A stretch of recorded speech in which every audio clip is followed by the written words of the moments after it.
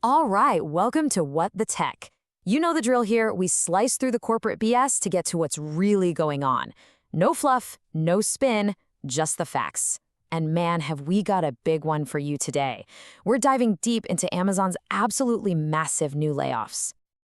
So Amazon just dropped a bombshell, their biggest layoff ever.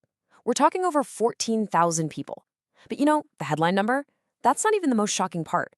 The real story, the one that should make you sit up and pay attention, is who they decided to show the door.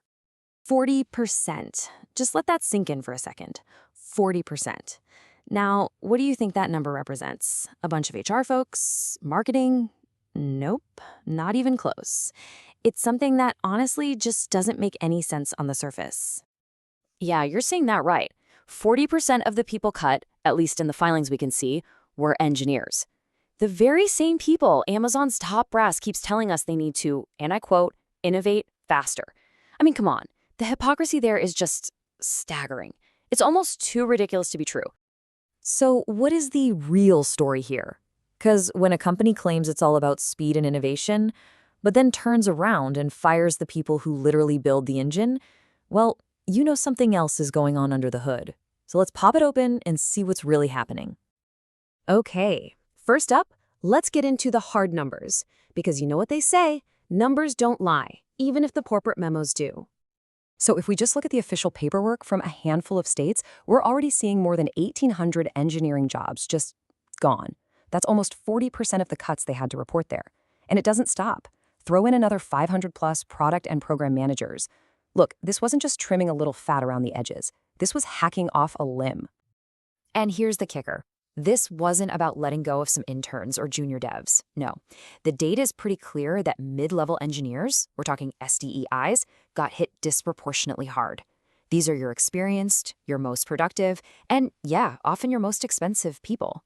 They're the absolute core of the tech teams, the ones actually building and shipping the stuff that makes Amazon all that money. So the big question is, how on earth does Amazon explain this? How do you justify firing the very innovators you claim to need so desperately? Well, let's take a look at the official story they're trying to sell us. So here's a quote straight from the mouth of Amazon's head of HR.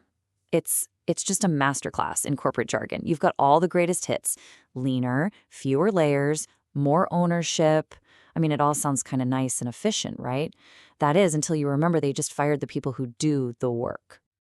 Basically, if you boil down the official story from the CEO, Andy Jassy, it's this.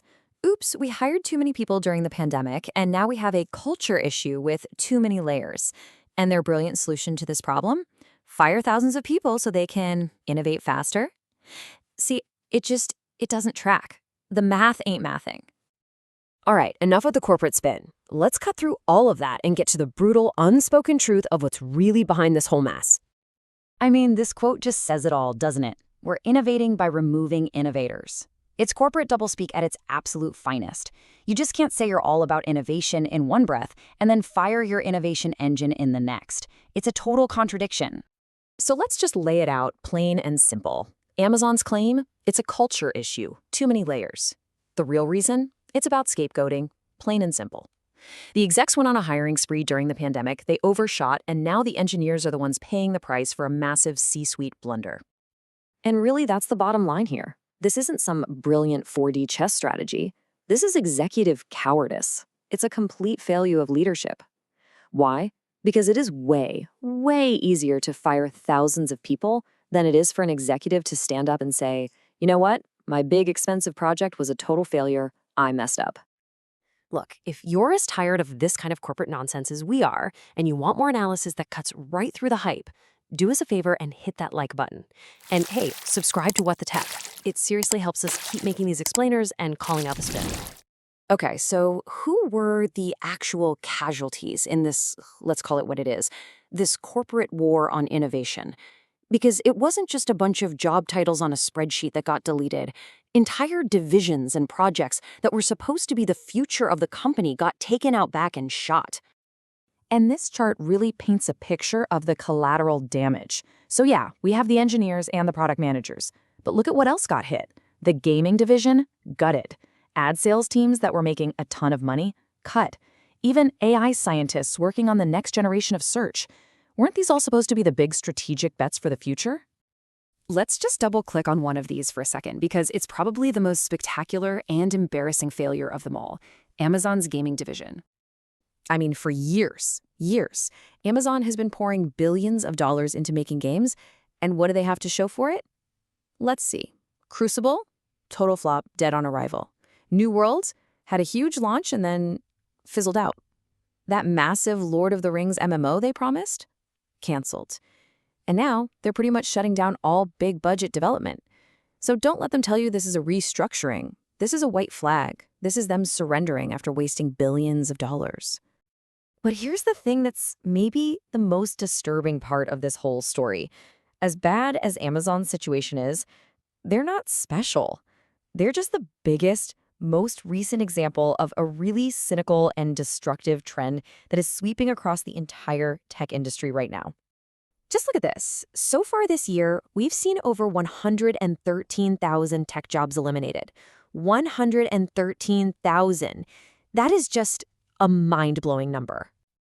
But here's the real twist of the knife. These cuts aren't happening because these companies are on the brink of collapse. Not at all. It's happening at the same time they are posting record-breaking profits. We're talking profits that are just eye-watering. So no, this isn't about survival. This is about something else. We're calling this whole trend the hollow efficiency gospel. And here's what it is. It's a cynical game where CEOs perform mass layoffs not because they need to, but as a signal to Wall Street. It's a way to look disciplined and lean, to please investors and get a short-term stock bump. It's all about making the next quarter's report look good, even if it means you're completely gutting your company's ability to build anything new for the next 10 years. So let's just leave it with this final thought. This isn't transformation. It's not some bold new strategy.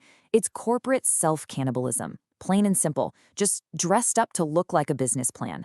It's a company literally eating itself alive to look good on a spreadsheet for a few months. So I want to ask you, what do you think the real long-term cost of this so-called efficiency is going to be? Drop your thoughts in the comments below.